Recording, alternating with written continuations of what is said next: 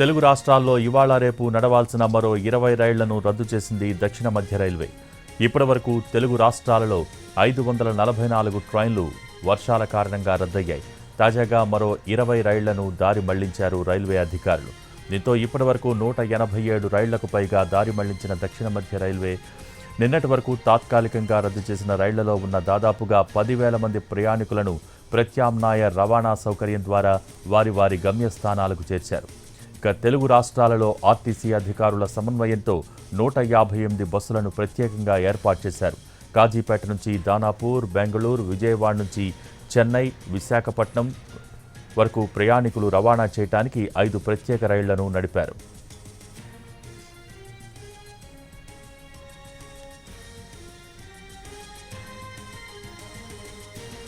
తెలుగు రాష్ట్రాలలో ఇవాళ రేపు నడవాల్సిన మరో 20 రైళ్లను రద్దు చేసింది దక్షిణ మధ్య రైల్వే. దీనికి సంబంధించి పూర్తి సమాచారం మా ప్రతినిధి రాధిక లైవ్ ద్వారా అందించేందుకు సిద్ధంగా ఉన్నారు. Radhika, over to you.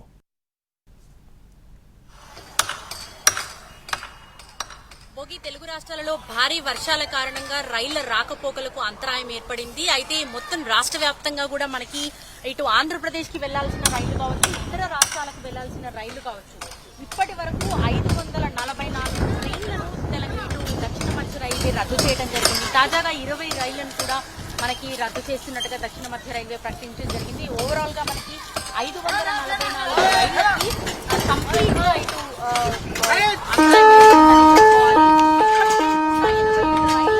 మరొక రూట్ లో అంటే ఎక్కువ గంటలు ప్రయాణం చేయాల్సిన పరిస్థితి కూడా ఇటు ప్రయాణికులకు వచ్చింది. అట్లాగే కొన్ని రైళ్లను పాక్షికంగా రద్దు చేయటం, ఒక గమ్యస్థానానికి వెళ్లాల్సిన ట్రైన్స్ ఇటు వర్షాల కారణంగా, వరద ఉధృతి కారణంగా అక్కడ మధ్యలో నిలిచిపోవడంతో అక్కడి నుంచి మళ్ళీ ఇంకొక రవాణా సౌకర్యం ద్వారా వాళ్ళని గమ్యస్థానాలకు చేర్చే ప్రయత్నం చేసింది. అలా చూసుకుంటే మనకి ఈ 3 రోజుల్లో కూడా దాదాపుగా 10,000 మంది ప్రయాణికులని ప్రత్యామ్నాయ రవాణా మార్గాల ద్వారా ఇటు దక్షిణ మధ్య రైల్వే వారి గమ్యస్థానాలకు చేర్చినట్టుగా కూడా ప్రకటించింది.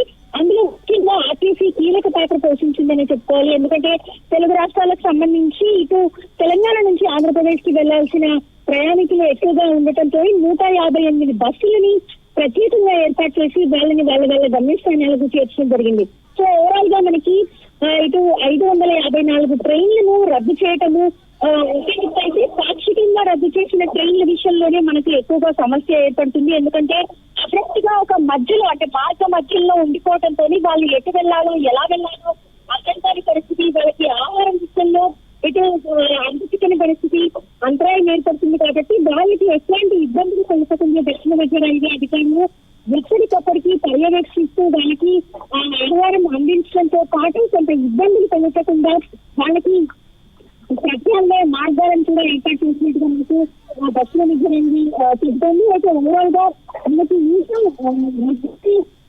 సమస్య పెరుగుతూ వస్తున్నట్టుగా అనిపిస్తుంది. ఎందుకంటే నిన్నటి వరకు ఇవాళ ఉదయం నుంచి కూడా దాదాపుగా 30-40 ట్రైన్లను కూడా రద్దు చేయడం జరిగింది. కాబట్టి ఓవరాల్ గా మనకి రద్దు సంఖ్య అంటే ఇంకా వర్షాలు ఉన్నాయి, 5వ తేదీ నుంచి మళ్ళీ అల్పపీడనం ఉంది అని ఐఎండీ అధికారులు ఏదైతే చెప్తున్నారో దీంతో ఇంకా మనకి ఆ ట్రాకులు సిద్ధమవ్వకపోవటము, మహబూబాబాద్ కాజీపేట్ కి సంబంధించిన ఇటు కే సముద్రానికి సంబంధించిన ట్రైన్ ఏదైతే మనకి ట్రాక్ కంప్లీట్ గా కొలాప్స్ అయిపోయిందో ఆ ట్రాక్ కి సంబంధించిన పునరుద్ధరణ కార్యక్రమాలు అయితే జరుగుతున్నాయి. స్పీడ్ అందుకున్నాయని చెప్పుకోవాలి ఒక విధంగా. ఎందుకంటే స్పాట్ లో ఇటు జిఎం అరుణ్ కుమార్ జైన్ కూడా ఉండి ఆయన పర్యవేక్షిస్తున్నారు. ఈ నేపథ్యంలోనే కొంత శరవేగంగా పనులు జరుగుతున్నప్పటికీ కూడా ఇటు ట్రాక్లకు సంబంధించి మళ్ళీ అందుబాటులోకి వచ్చి ట్రైన్లు యథావిధిగా కొనసాగడానికి కొంత సమయం అయితే పడుతుంది అని అంటున్నారు.